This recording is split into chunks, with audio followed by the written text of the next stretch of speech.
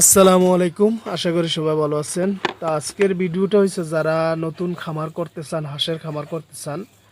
তো সবার প্রথমে হচ্ছে আপনার এলাকায় হাঁসের ডিমের চাহিদা কেমন, বা আপনার বাজারে, আপনাদের আশেপাশের যে বাজারে হাঁসের ডিম কিভাবে বিক্রি করা যায়, ভালো রেট পাওয়া যায় কিনা, বা কোনো হ্যাচারি যারা হ্যাচিং করে তাদের সাথে তাদের কাছাকাছি কিনা, তারা ডিম নিতে পারবে কিনা। তো এই জিনিসগুলা যাই না শুই না হাঁসের খামার করা ভালো। তা আমি যখন পুরো শীত ছিল, শীতের সময় যখন অনেক বেশি ঠান্ডা ছিল, হাঁসের ডিম তখন চাহিদাও বেশি ছিল। তো আমার হাঁসের ডিম ছিল খুব কম, কারণ হাঁস অসুস্থ, বিভিন্ন ঝামেলার কারণে হাঁসের ডিম একদমই কম ছিল। তো এখন আইসা আজকে প্রায় 1 মাসের মতো আলহামদুলিল্লাহ হাঁসের ডিমের পার্সেন্টেজ অনেক বাড়ছে। যত দিন যাইতেছে তত বাড়তেছে। 108টা মহিলা হাঁস যে হাঁসে ডিম দেয়, আর এরকম 8-9টা আছে পুরুষ হাঁস, বা 10টার মতো। তো এখন প্রত্যেক দিনই একটা দুইটা ডিম বাড়তেছে। তো বাড়তে বাড়তে যেমন আমি প্রথমে তো 88টা, 90টা, 95টা, 96টা পাইয়া আলহামদুলিল্লাহ খুশি।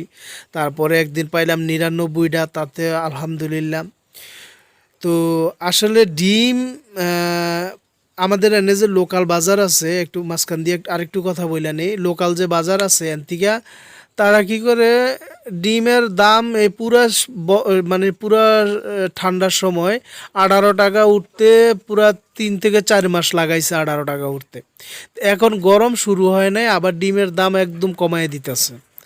তো আসলে আমরা এনে আমার যে যে লোকাল বাজারে বাজারে ডিম বিক্রি করে আমার মনে হয় না তেমন একটা ভালো প্রফিট হইব। তো যদি কোনো হ্যাচারি মালিক থাকে বা আশেপাশে এরকম কোনো ডিলার থাকে যে দূরে ডিমগুলা পাঠানো হয়, তাহলে সম্ভব। তো এই যে এই জায়গায় আমি দেখেন 3 ক্যারেট ফুল ডিম পাইলাম, 3 ক্যারেট।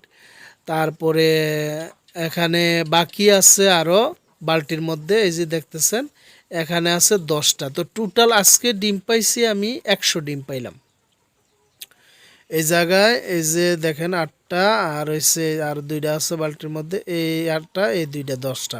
তো আলহামদুলিল্লাহ আজকে পুরা 100 ডিম পাইছি।